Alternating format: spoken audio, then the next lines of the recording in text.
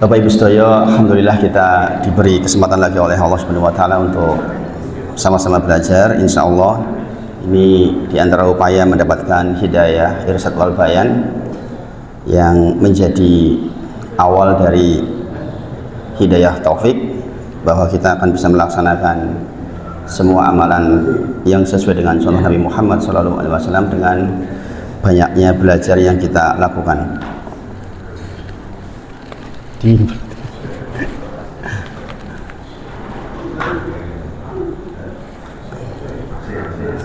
Asik.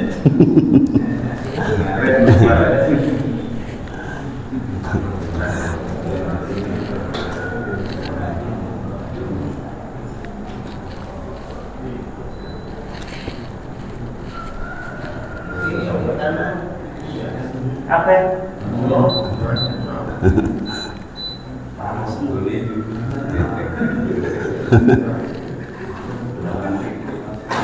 Kalau yang kanan kiri monggo Pak, saya hanya yang nyebur ke saya aja.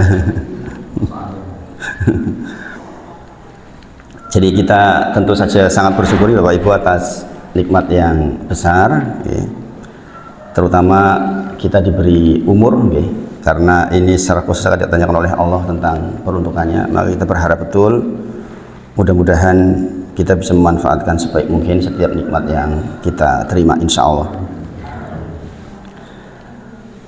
Dan orang-orang sudah ngaji memang selalu termotivasi untuk menambah amal soleh, insya Allah gitu. Setiap yang kita dengar kemudian kita bisa rujuk tentang kebenarannya, maka kita bersemangat untuk melaksanakannya. Ada kisah menarik kemarin, kebetulan Pak Taufan juga kemarin ikut waktu hari Ahad.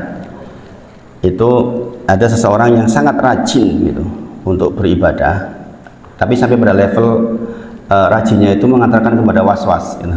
Sampai sholat isya itu diulang 3 kali. Sudah sholat isya itu dia nggak yakin, saya bener nggak sholatnya itu tadi 3 atau 4 ya gitu. Saking was-wasnya itu sampai dia tuh bikin video. Kalau sholat itu divideoin, iki tadi udah bener pun 3 atau 4. Sampai suatu ketika dia nyuruh istrinya mendampingi dia gitu. Subhanallah. Ini orang yang sudah belajar lama dan ngaji lama, tapi karena penyakit was-was itu menjadi seperti itu. Nah, Bapak Ibu semuanya, dan perlu diketahui ini itu banyak yang seperti ini. Yang seperti ini yang sampai kepada saya itu banyak sekali, terutama sesepuan. Penyakit was-was syaitan itu subhanallah. Makanya Bapak Ibu, jenengan perlu, kalau jenengan termasuk yang demikian, jenengan perlu mempelajari syariat khusus untuk orang-orang yang was-was. Memang ada keringanan Bapak Ibu. Kalau untuk orang yang was-was itu ada keringanan di dalam beberapa hal. Dan sekali jenengan sudah mengambil ilmu dari satu orang, kalau orang was-was itu nih, sudah itu saja, jangan lagi jenengan tanya ke yang lain. Contoh misalnya hukum tentang tai cicak misalnya. Jadi kadang-kadang ada orang yang akhirnya sholat itu nggak pernah khusyuk karena merasa ada bekas tai cicak. Padahal kalau orang yang was-was syaitan itu ya sudah, pokoknya sah gitu. Ketika mendengar lagi informasi yang baru, dia was-was lagi. Nah, orang seperti ini memang banyak Bapak Ibu. Dan ini penyakit, jangan perlu tahu. Itu penyakit. Kalau jenengan kok sudah Allahu Akbar, duh, ngentut apa ora yo? Ngentut apa ora yo? Itu tuh penyakit itu. Harus disembuhkan. Caranya bagaimana? Meringankan beban pikiran gitu. Para ulama menyebut meringankan beban. Maksudnya gini, tokoe wis sah. Ini kan butuh latihan. Sebagaimana saya sampaikan sebelumnya bahwa kalau jenengan was-wasnya sebelum sholat ya wudhu lah. Ketika jenengan belum sholat, jenengan biar yakin mengalahkannya beragu wudhu. Tapi ketika sudah lagi takbiratul ihram, ketika datang was-was maturun, itu jenengan jangan pernah dikalahkan keraguan-raguan. Yakinnya jenengan tadi sebelum sholat kan sudah wudhu. Itu, dan ini penting. Orang ini menyampaikan Bapak Ibu, Masya Allah, ini beliau tuh kalau ngaji itu jaraknya jauh, jalan kaki loh ini. Masya Allah. Jadi beliau sengaja jalan kaki, bukan naik motor. Saking inginnya mendapatkan pahala tambahan. Masya Allah. Ada satu hal yang membuat saya Alhamdulillah menjadi bagian solusi buat beliau. Orang ini rajin sejak muda. Temennya, mohon maaf temennya dosa apa sing ngurung temennya dia. Wis elek wis kabeh. Gitu. Waktu muda teman baiknya itu wis elek wis kabeh. Tiba berumur 50 tahunan, temennya tuh umroh bolak-balik. Umroh bolak-balik. Bersyukur dengan yang sudah umroh, sudah haji, masya Allah. Jadi kan tahu nggih hukumnya? Sholat satu kali di Masjid Nabawi itu senilai berapa kalau di masjid lain? 1000 nih. Kalau di Masjidil Haram 100.000, bayangin. Dia langsung stres. Kegiatanku dari muda yang saya rajin sampai titik 50 tahun dikalahkan hanya oleh orang yang senengane mabuk-mabukan, berzina, kemudian tobat, kemudian dia ke Mekah. Satu kali sholat 100.000, kalau dikonversi seperti 273 tahun. Jadi kan coba bagi 100.000, satu kali sholat duhur di Masjidil Haram, kalau dikonversi berarti harus 100.000 kali di masjid lain. Nikola harus ditempuh dalam jangka waktu berapa? 273 tahun. Gini apa nggih? Stres dia. Lah nek ngene iki kok ya muspromen saya dikalahkan oleh orang yang saya anggap dulu jauh di belakang saya. Coba Bapak Ibu, bener nggak secara dalil itu? Secara dalil betul nggak itu? Dibayangin, jenengan umroh, sholat di Masjidil Haram pisan, duhur, podo karo jenengan sholat teng masjid niki 100.000 kali. Subhanallah. Ini kalau kita nggak punya pemahaman bisa stres ini. Bapak Ibu semuanya, lihat surat Az-Zumar ayat 10. Surat Az-Zumar ayat 10. Coba dibaca Pak Pardi, biar yang baca Pak Pardi. Surat Az-Zumar ayat 10. Ini supaya jenengan tentrem di dalam beribadah.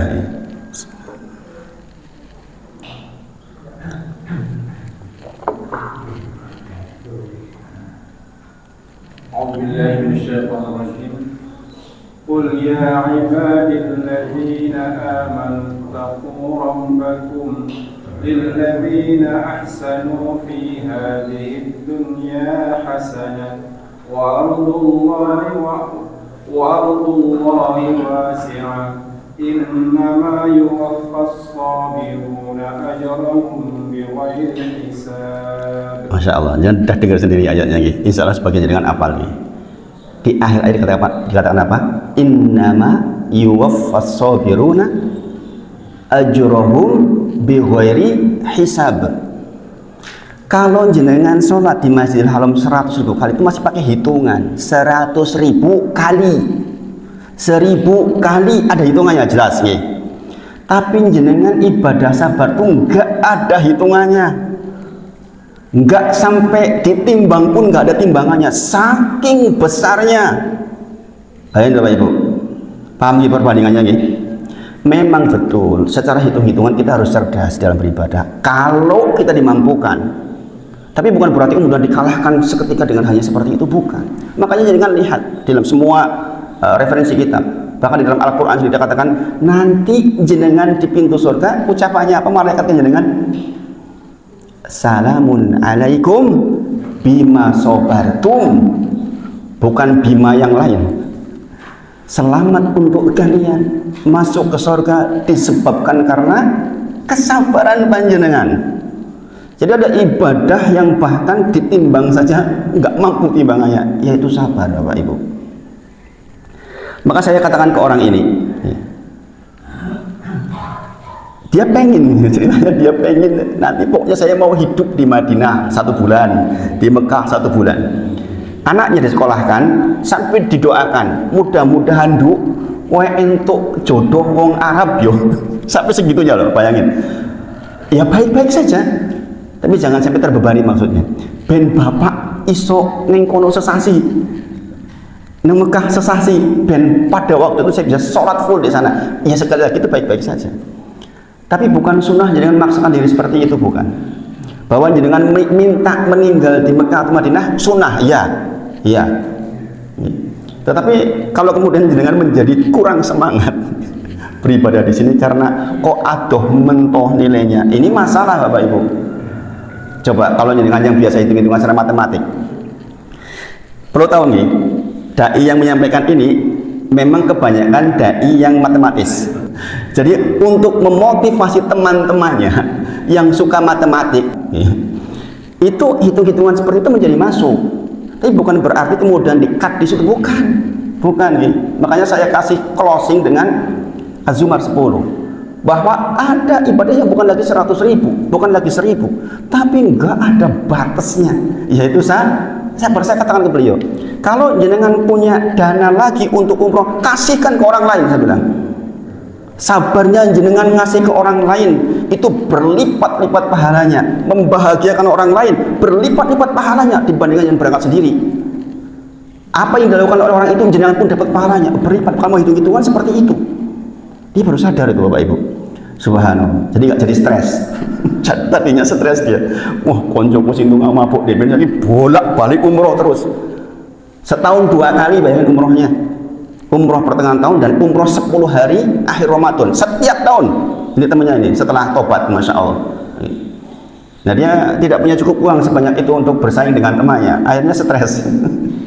Makanya Bapak Ibu, inilah pentingnya kita belajar secara luas.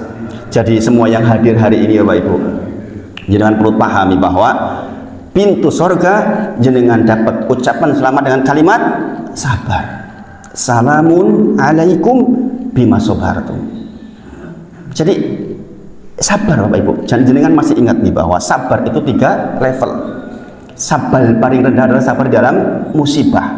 Kita sama-sama tahu, udah musibah mau bagaimana lagi? Sakit ya sudah, mau apa lagi? Kita hanya bisa bersabar. Itu level terendah karena siapapun bisa.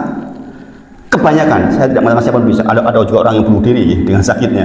Tapi kebanyakan manusia itu lolos dengan sabar di level ini. Yang berat itu sabar di level yang berikutnya, yaitu sabar menghindari maksiat dan sabar di dalam ketaatan. Kontangi wengi, punya harta banyak, suruh dipakai sedikit, kemudian kebanyakan untuk umat. Itu kalau nggak sabar kan nggak bisa Bapak Ibu. Mendingan untuk sendiri kan gitu. Makanya coba jenengan resapi betul, jenengan sudah ngaji lama ini. Harus hal-hal seperti itu harus dipahami betul gitu. Sehingga jenengan selalu ingat bahwa khairun nas anfa'uhum linnas. Sebaik-baik manusia ada yang paling banyak manfaatnya buat orang lain. Kalau jenengan bolak-balik umroh sendiri itu sendiri Bapak Ibu. Tapi ketika jenengan bisa mengumrohkan orang lain itu masya Allah. Masalah. Makanya saya punya seorang teman yang masya Allah dia hijrah gitu. Saya pernah ceritakan ini jenengan gitu. Beliau ketika hijrah itu umroh pertama itu beserta dengan guru ngajinya, guru tahsin. Bayangin, guru tahsinnya diajak umroh sehingga dia dapat pahala double, masya Allah. Masya Allah. Nah ini orang yang punya pengertian yang dia belajarnya di role yang pas sehingga tidak stres gara-gara hitungan. Wajar kalau kita baru mempelajari satu dalil, kadang-kadang kita menjadi berkutat di dalil itu saja, sementara sebenarnya kita harus bandingkan dengan banyak dalil yang lain. Mudah-mudahan ini menjadi tetap semangat buat panjenengan yang lagi belajar sholat sunnah untuk memperbanyak sholat sunnah. Jangan sampai gini, lah saya aku 50 rakaat 70 rakaat ini nengkono pisan wis ping 1.000. Nah ini kan nanti jenengan lemah. Ini apa gitu? Jangan sampai terjadi seperti itu. Sabarnya panjenengan bisa melaksanakan 100 rakaat misalnya sehari itu besar sekali nilainya di sini. Sabar di dalam ketaatan. Sabar di dalam ketaatan. Sekali dipahami Bapak Ibu nggih. Jadi jenengan nanti kalau ada saudara panjenengan yang kebetulan kaya raya bolak-balik umroh, kok saya enggak bolak-balik, ketahuilah ada pahala yang tanpa hitungan, yaitu bersabar. Bersabar melihat saudara panjenengan yang bolak-balik itu juga sabar itu. Mudah-mudahan kita mendapatkan rahmat Allah atas itu. Baik Bapak Ibu semuanya, kita lanjutkan tentang fikih salat sunnah kita. Kemarin terakhir sampai di tahiyatul masjid insyaallah. Idza dakhala ahadakumul masjida fala yajlis hatta yusolli rakaatain. Nah ini ada satu catatan yang harus kita ingat-ingat, bahwa sholat sunnah tahiyatul masjid itu termasuk kategori sholat ghairu maqsudah lidatiha, bukan maqsudah lidatiha. Apa maksudah lidatiha? Adalah sholat yang pelaksanaannya dimaksudkan untuk sholat itu sendiri. Sekali lagi saya sampaikan ke jenengan, karena ini nanti kalau paham ini nanti mudah untuk mengurai yang lain. Sholat tahiyatul masjid adalah sholat ghairu atau bukan termaksud maqsudah lidatiha, maksud terhadap sholat itu sendiri. Artinya apa? Sebenarnya tidak ada sholat tahiyatul masjid secara khusus dinamakan tahiyatul masjid. Itu penamaan untuk menghormati masjid. Yaitu apa? Fala yajlis hatta yusolli rok'atain. Kan gitu nggih. Bahasa hadisnya idza dakhalal masjid, jika lo panjenengan idza ahadakum dakhalal masjid, jika lo panjenengan salah satu panjenengan masuk ke dalam masjid, fala yajlis. Jangan duduk hatta sampai kemudian sholat 2 rakaat. Enggak disebutkan jangan duduk ketika sebelum sholat tahiyat masjid, bukan. Maka dikatakan ghairu maqsudah lidatiha, tidak dimaksudkan terhadap sholat itu sendiri. Artinya apa? Sholat apapun judulnya, asal itu 2 rakaat maka itu tahiyatul masjid namanya. Saya dipahami ya? Ini nanti manfaatnya sangat banyak. Pengertian ini nanti manfaatnya sangat banyak. Nah, kita sudah bahas nih tentang tahiyatul masjid. Sekarang masuk ke sholat sunnah wudhu. Ini saya sampaikan karena ini juga ghairu maqsudah lidatiha. Beda dengan sholat rawatib. Sholat rawatib termasuk sholat maqsudah lidatiha. Memang dikhususkan saya sholat 2 rakaat ya untuk mengiringi sholat fardu. Maka dia maqsudah lidatiha. Itulah mengapa kalau dengan waktu mepet, ketika masuk ke dalam masjid yang dilakukan niatnya di dalam hati adalah rawatib. Paham maksudnya ya? Paham ya? Kenapa? Karena kalau dengan niat rawatib otomatis jenengan terhitung tahiyatul masjid, jenengan terhitung syukrul wudhu. Paham sampai di sini? Sebab baik tahiyatul masjid maupun sholat syukrul wudhu dua-duanya ghairu maqsudah lidatiha, tidak dimaksudkan terhadap sholat itu sendiri maksudnya. Pokoknya sholat opo wae nek judulnya 2 rakaat jenengan masuk masjid tentu saja habis wudhu mestinya kan secara umum. Maka jenengan sudah dikategorikan sudah melaksanakan tahiyatul masjid dan sholat wudhu. Dan ini kalau jenengan pahamin ini besar sekali manfaatnya. Ada ketentraman di dalam jiwa ini, setidaknya bahwa saya sudah melaksanakan sunnahnya Bilal. Yang kita tahu sunnahnya Bilal itu sampai dikatakan, ya Bilal, apa yang kau lakukan sehingga terompahmu ada di depanku, kata Rasulullah SAW. Bayangkan, di antara yang disampaikan adalah saya membebani diri saya bahwa setiap habis wudhu dengan 2 rakaat. Enggak disebut 2 rakaat yang dimaksud sesungguhnya adalah sholat Pak Daud, enggak disebut seperti itu. Saya membebani sholat 2 rakaat setelah wudhu. Orang menyebutnya sebagai sholat syukrul wudhu. Tetapi sekali lagi ini ghairu maqsudah lidatiha, tidak dimaksudkan sebagai sholat 2 rakaat pada wudhu, enggak sebenarnya. Nah, ini pemahaman ini penting.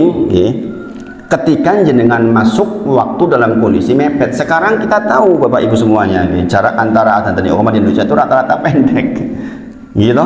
Kalau 10 menit adzan 4 menit sampai 5 menit. Ya kan? Sisa 5 menit. Itu kan mepet. Makanya sebenarnya kalau masjid jedanya lebih panjang itu lebih baik. Buat orang-orang yang paham sunnah, maka dia punya waktu yang longgar untuk melaksanakan banyak sholat. Nah, ini penting ini. Gimana dipikirkan untuk masjid-masjid yang sudah ngaji, kalau bisa disetting agak ditambah sedikit itu lebih menenteramkan insya Allah. Karena dasar sholat itu di syarat yang ke-8 adalah masuk waktu, syarat ke-7 masuk waktu, dan kemudian dihubungkan dengan dalil as-sholatu ala waqtiha, sholat di atas waktunya. Adapun as-sholati fi awali waqtiha riwayat Imam Ahmad itu tambahan afdoliyah. Ya, afdoliyah. Ya, makanya kadang-kadang Rasulullah melaksanakan sholat isya mundur. Kadang-kadang Rasulullah ketika musim panas betul mundur, kan gitu. Jadi dalilnya adalah as-sholatu ala waqtiha. Ini juga harus dijadikan pengertian khususnya untuk pengurus masjid sehingga pelayanan bisa maksimal. Kemarin sore kebetulan saya datang ke satu masjid sholat nih. Kemudian ada rame-rame gitu. Ternyata di masjid itu sedang mau diadakan rapat masjid, di antaranya persoalan imamah. Persoalan imam. Akhirnya saya dan Amar diminta itu di masjid itu. Saya sanggup tinggi, insya Allah saya ikutlah, nggak apa-apa. Jadi hari Ahad dan hari Senin itu nanti di masjid itu untuk imam. Karena ini masjid yang melayani banyak umat. Itu kan diantara problematiknya memang imamnya kadang-kadang kurang bagus gitu. Akhirnya dikomplain banyak orang, gitu. Dikomplain banyak orang karena itu masjid ampiran nih. Masjidnya jamaahnya selalu ramai, selalu penuh gitu, masya Allah. Duhur, asar penuh nih, masya Allah. Maghrib, isya, subuh juga penuh, masya Allah. Nih. Itu sementara yang jadi imam itu kadang-kadang enggak qualified, itu enggak qualified. Maka kemarin mengumpulkan lagi, didapatkan ulang. Nih. Nah, ini memang harus seperti itu. Nih. Melayani umat itu harus seperti itu, dan justru menjadi pengurus masjid itu mendapatkan pahala besarnya di bagian itu ketika betul-betul optimal melayani umat. Nah, ini sholat sunnah wudhu sekali lagi sejak dari awal saya sampaikan ghairu maqsuda lidzatiha, sehingga jenengan mulai sekarang kira-kira dengan pengetahuan ini bisa nggak sholat wudhu? Sakit insya Allah nggih, karena sesungguhnya asal sudah 2 rakaat maka sudah dikatakan sholat wudhu. Nah sekarang batasnya kapan Ustaz? Apa ya sa'i wudu kemudian nanti gitu. Ini ada 2 pendapat. Pendapat pertama mengatakan sepanjang belum kering. 1. Ini pendapat yang strike banget. Tetapi ada pendapat sepanjang belum batal. Nah, kita ngambil yang ringan saja Bapak Ibu. Sepanjang belum, jangan habis wudu di rumah, jangan lali nang omah kok yorong salat wudu. Ya sudah. Jangan ke masjid, kemudian dengan tahiyatul masjid dengan niat sudah dapat semuanya itu. Sudah dapat semuanya. Dengan sholat rawatib sudah dapat semuanya. Kalau jangan punya pengetahuan, ini pentingnya pengetahuan. Dengan niat yang betul, jangan akan bisa meraup keuntungan yang banyak di dalam pahala. Apalagi untuk sholat-sholat seperti ini. Kemudian tentu saja secara asal hukumnya dilaksanakan setelah wudhu. Rasulullah bersabda, "Ma min ahadin." Tidaklah salah seorang di antara kalian yatawaddo, berwudu. Kemudian dikatakan fayuhsinul wudu, kemudian menyempurnakan wudunya. Berarti dengan wudu seperti wudunya Utsman bin Affan, menyempurnakan wudunya. Wa yusolli rakaatain, kemudian sholat 2 rakaat, yuqbil biqalbihi, dalam kondisi khusyuk. Disyaratkan di sini. Disyarat ini. Yuqbil, jenengan dalam kondisi hatinya itu enggak ngomong yang lain. Jenengan khusyuk. Kemudian wa wajhihi alaihima illa wajabat lahul jannah, kecuali wajib buatnya surga. Bayangin. Jadi sebenarnya potensi kita masuk surga itu banyak banget sebenarnya kalau kita mau pahami. Makanya membangun kewalian itu memang dengan memperbanyak bab-bab yang sunnah, dan itu betul kalau dihubungkan dengan urusan dunia. Ini betul Bapak Ibu.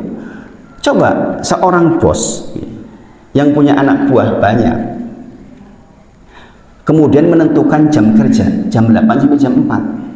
Kalau yang masing-masing berangkat jam 8 sampai jam 4 pulang, ya dekat standar, dikasihlah gaji. Tapi kalau ada yang pulang jam 6 sore, 2 jam, jam 4 sampai jam 6 masih di kantor, masih itak-itik, masih itu. Kira-kira bosnya bagaimana? Kira-kira pasti lebih jatuh hati kepada orang ini enggak? Pasti lebih dekat enggak? Logikanya begitu Bapak Ibu, jelas ini.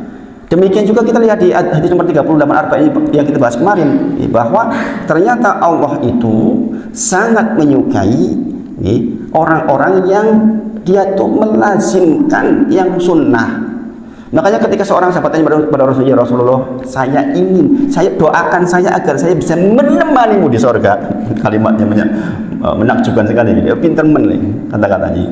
Ya Rasulullah, doakan saya supaya saya bisa menemanimu di surga. Kalau jaluk surga Firdaus toh. Gini Bang, apa kata Rasulullah? Bantu saya dengan banyakin sujud. Kata-kata banyakin sujud nggak mungkin merujuk ke sholat fardu, nggak mungkin. Banyakin sujud berarti di sholat sunnah.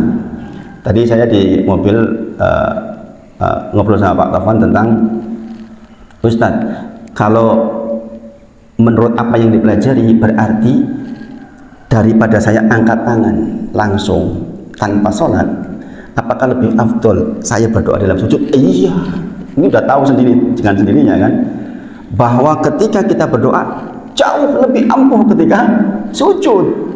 Masya Allah Ibu, makanya memperbanyak sholat sunat itu menjadi sangat penting. Maka kewalian pun diperoleh dengan cara seperti itu. Makanya mudah-mudahan seluruh yang hadir sudah tidak aneh namanya sholat dalam sehari semalam tokok 100 ikunya dengan buatan aneh. Mudah-mudahan apa yang saya sampaikan betul-betul terimplementasikan gitu. Dan orang yang tadi yang saya sampaikan yang was-was itu, beliau mau tempuh jarak yang jauh untuk jalan kaki gara-gara kalimat itu. Ustadz, saya itu betul-betul terinspirasi dari kalimat jenengan bahwa Imam Ahmad 100 rakaat ketika sakit, 300 rakaat ketika sehat. Itu betul-betul menginspirasi dia. Sehingga saya alhamdulillah sebulan terakhir saya nggak pernah kurang dari itu. Masya Allah. Masya Allah. Tapi ya itu tadi kena subhat tadi itu loh. Ini badhe konco muni krono pisan, walah aku ora apa-apa nih. Nah, ini penting. Makanya saya sampaikan obatnya yang dibacakan Pak Pari tadi. Ini ingat-ingat ya. Dengan sampaikan betul ke teman-teman yang belum mampu sholat di Masjidil Haram. Tidaklah seseorang wudhu dan menyempurnakan wudhunya lalu sholat 2 rakaat dengan sepenuh hati dan jiwa, melainkan wajib baginya mendapatkan sorga. Hadis riwayat Muslim nomor 234. Kemudian dari Utsman bin Affan, ia berkata bahwa Rasulullah bersabda, man tawadhu nahwa wudu'i hada, barang siapa yang berwudu sebagaimana wuduku ini, summa qoma faraka'a raka'atain, kemudian berdiri untuk melaksanakan sholat 2 rakaat, la yuhadisu fihima nafsahu ghufira lahu ma taqaddama min dzambi. Kemudian dia khusyuk pula, dia khusyuk, dia tidak bercakap-cakap di dalam hatinya. Nah, ini penting Bapak Ibu. Jadi sholat itu kan yunaji rabbahu. Kita dulu pernah mempelajari tentang sholat khusyuk. Sholat adalah yunaji rabbahu, kita berbisik-bisik dengan Rabb kita. Maka di antara mendefinisikan sholat khusyuk, ya atine kira berbisik-bisik karo liyane. Ini berulang kali disebutkan kan, bahwa di sini dikatakan tidak tidak berbisik-bisik bahasanya gini. Karena kita sedang berbisik-bisik dengan Allah, maka ghufira lahu ma taqaddama min dzambi, maka diampuni dosa-dosa sebelum ini yang lewat. Masya Allah, gara-gara wudu kemudian sholat 2 rakaat. Masya Allah. Bapak Ibu semuanya, mungkin jangan berpikir, kok oke mentos syariat untuk menghapus dosa-dosa kayak gitu. Iya Bapak Ibu, coba jangan sehari, memang gak banyak dosa kita produksi, banyak banget. Maka syariat Islam itu banyak sekali yang diantara pahalanya menghapus dosa. Contohnya ini, hampir seluruh ibadah besar itu terkait dengan menghapus dosa. Karena sekali lagi, kalau kita tarik ke belakang problematika kehidupan manusia dari situ Bapak Ibu. Sebagaimana saya sampaikan, kalau ada orang datang ke saya, pengusaha bangkrut, mesti saya tanyakan, pernah zina kah? Tahun-tahun dulu saya gituin langsung. Karena biasanya itu yang bikin masalah besar itu. Sudah tobatkah dari itu? Kalau belum, ngimpi akan menjadi baik. Karena ya ghufira lahu ma taqaddama min dzambi. Jadi prosesi menghapus dosa itu penting banget. Makanya sholat taubat itu sering-sering Bapak Ibu.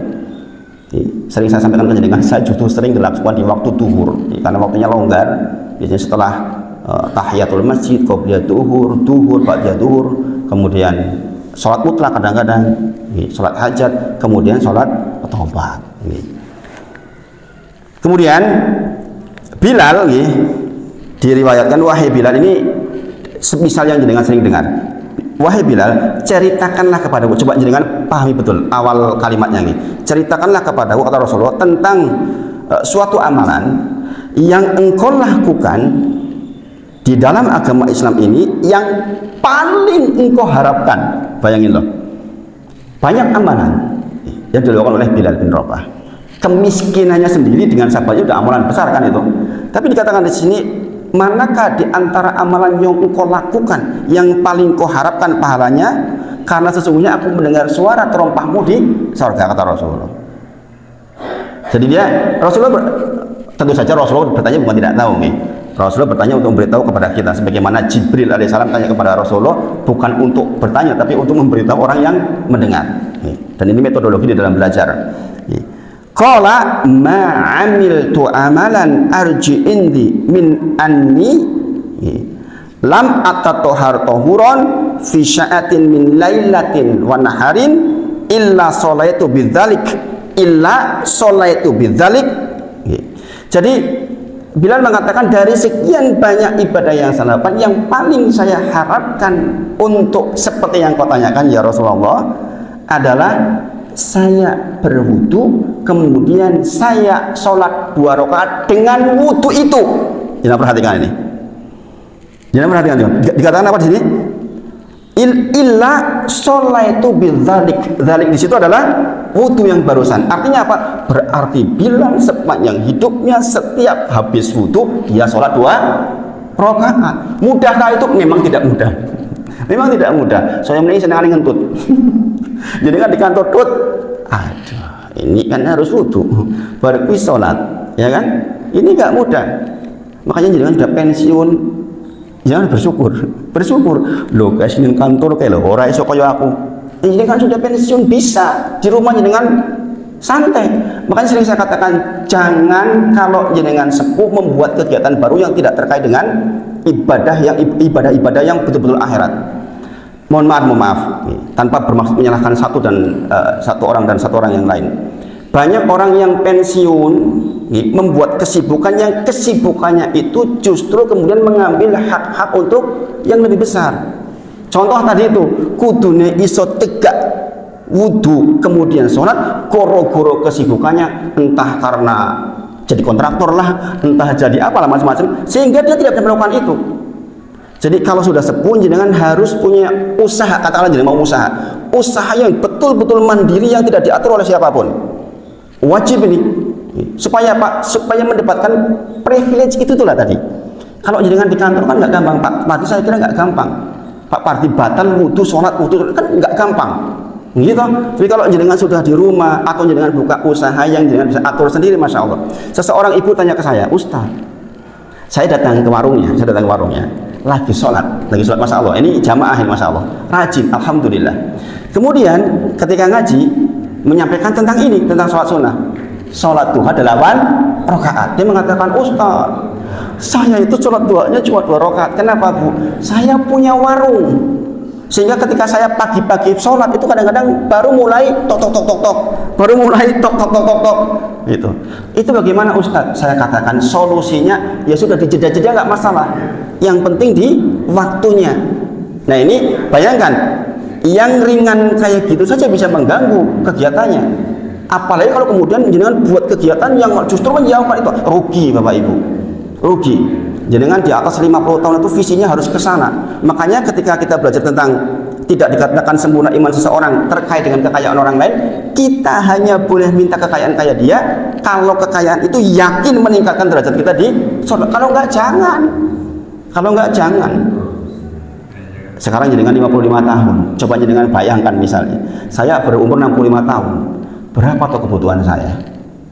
Kalau jenengan sudah merasa cukup, sudah banyakin duduk di majelis, banyakin ngaji, itu akan jauh lebih efektif hidupnya, insya Allah. Ini yang saya katakan insya Allah empirik. Saya melihat banyak kehidupan orang tua masalahnya Bapak Ibu. Ada yang kemudian di tuanya justru terjebak dengan kesibukannya, sehingga kesibukannya subhanallah membuat menjadi ibadahnya berkurang jauh. Contohnya hal-hal seperti ini.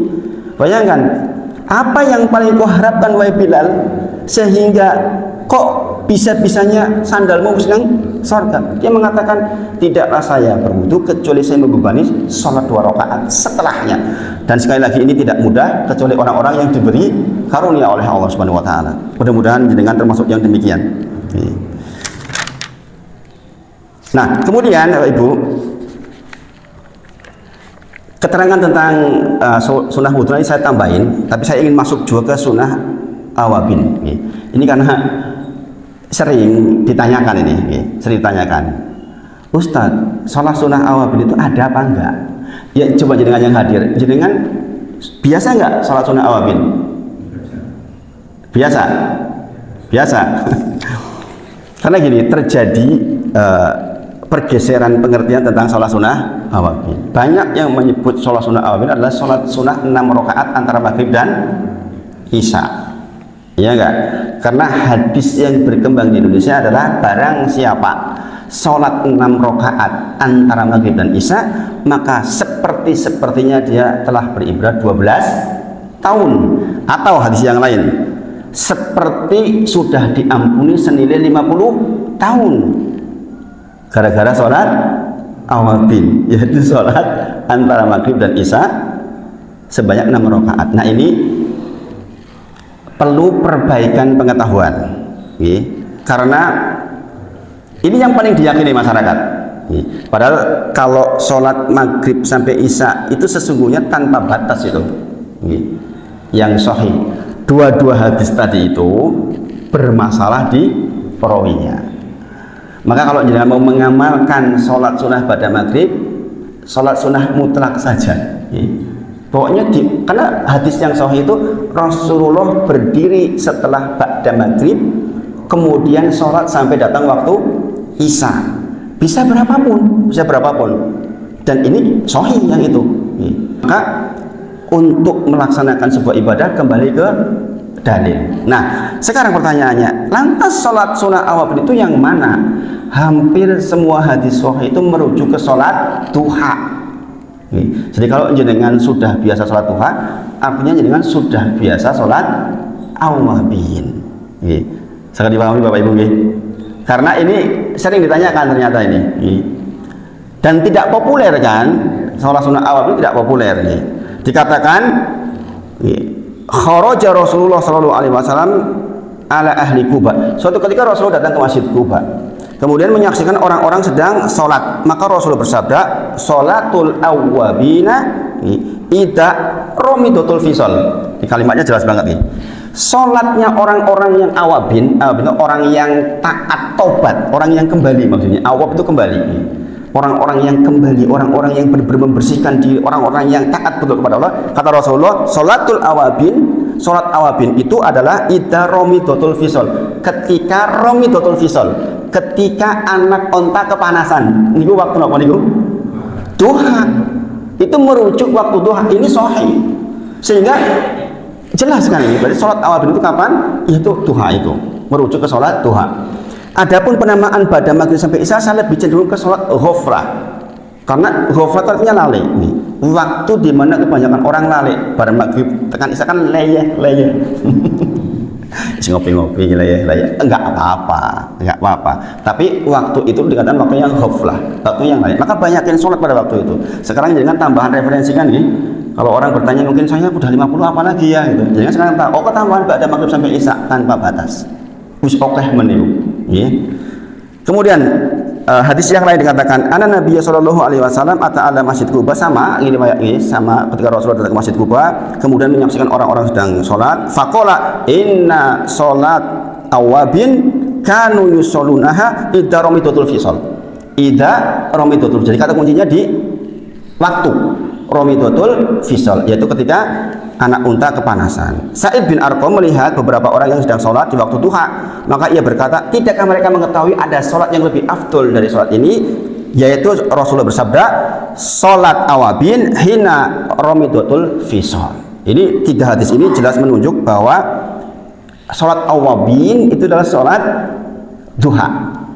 8. Makanya sholat duha jangan 2 rakaat, 8 rakaat dengan ini.